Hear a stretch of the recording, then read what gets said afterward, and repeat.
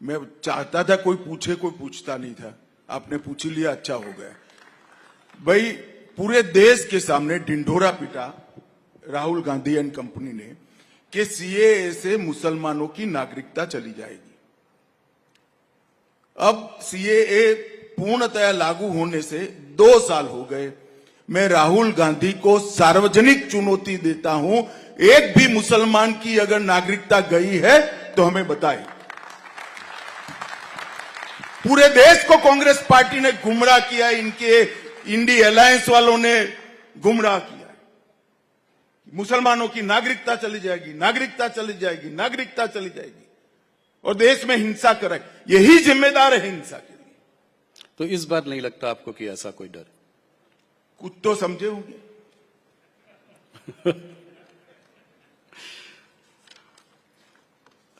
अमित जी, थोड़ा दूसरे subject delimitation की ओर बढ़ते हैं।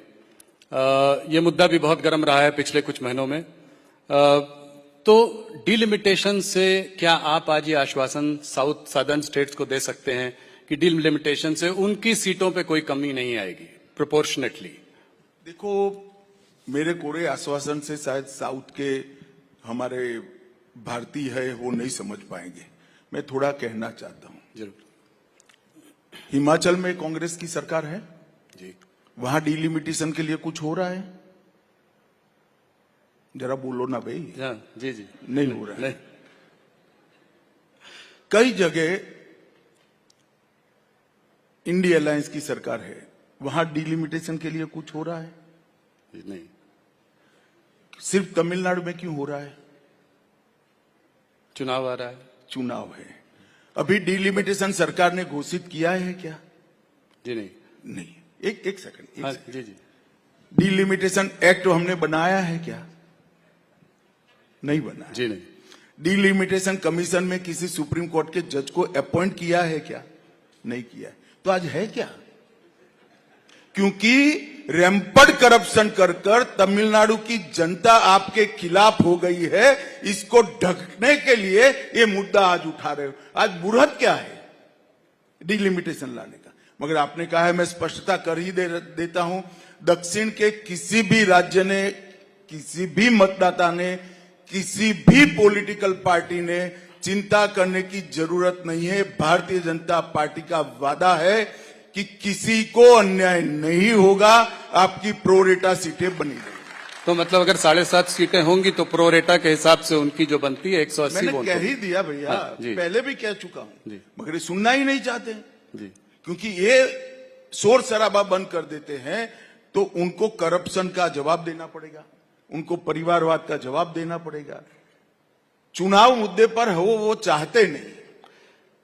तो जैसे 750 सीटें अगर हो गई तो उत्तर प्रदेश की सीटें भी बढ़ के 110 120 हो जाएंगी, तो ये बहुत बड़ा नंबर है। राहुल जी, जी। ऐसा है कि डिलिमिटेशन कमीशन का हर बार एक्ट बनाना पड़ता है। अभी तक की एक्ट का आयुष्य 25 तक था। अब नया एक्ट आएगा तो वो भी समझते हैं, हम भी समझते हैं, पार्लियामेंट में आएगा। छिप छिपा कर नहीं हो सकता। इसके पहले ऑल पार्टी कंसल्टेशन होगा, एक्ट आएगा, शायद समिति को भी जाएगा या डायरेक्ट भी होगा, तो चर्चा होगी ना जी। अभी कुछ आया ही नहीं है और आप हो हल्ला कर रहे हो क्योंकि आपको चुनाव में मुद्दा चाहिए। मैं ये कह रहा था कि अगर उत्तर प्रदेश में इतनी ज्यादा सीटें हों तो जैसे मायावती जी एक समय कहा करती थी कि उस प्रदेश का विभाजन होना चाहिए, 4 टुकड़ों में उसको बांटना चाहिए। वो वोट बैंक के लिए कर रहे हो, आप टीआरपी के लिए कर रहे हो। अभी भैया आया ही नहीं है डिलिमिटेशन। काहे को डिलिमिटेशन करते हैं? डिलिमिटेशन अमित जी तभी हो सकता है जब नया सेंसस आए। तो ये कैसे होगा, कब होगा? और इसमें कास्ट सेंसस की जो बात चल रही है, जो ऑपोजिशन की भी डिमांड है, उस पर आपका क्या विचार है?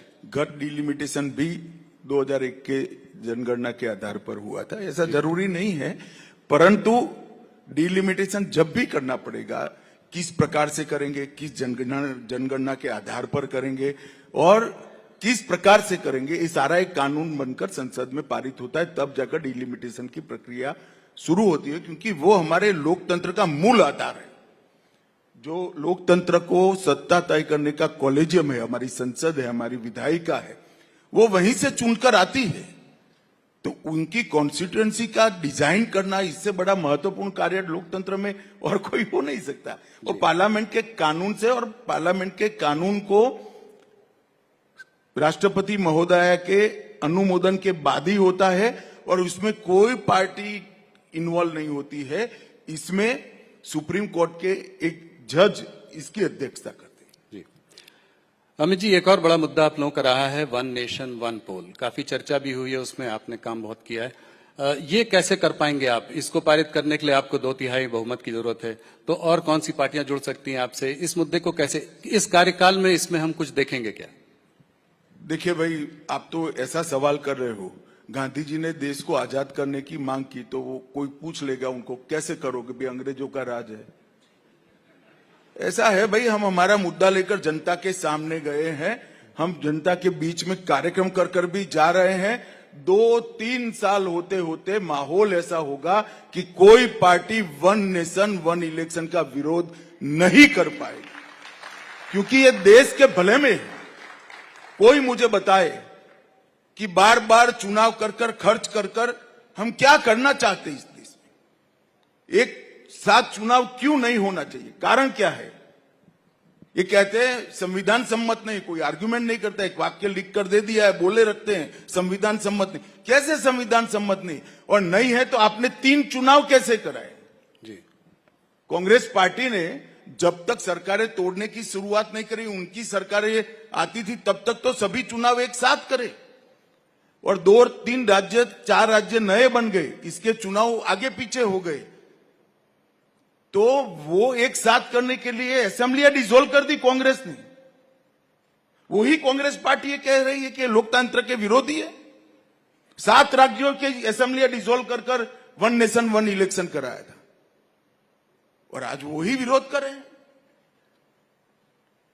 जनता वो मानते हैं, ऐसे नहीं सोचती है। जनता के अपने के सोचने के तरीके, कुछ नेता ऐसा मानते हैं कि मैंने कह दिया तो बस जनता मान गई, और फिर परिणाम आते हैं तो कहते हैं कि भाई ईवीएम में गड़बड़ हो गया। एक्चुअल में भैया आप जो बोलते हो वो जनता मानती नहीं है।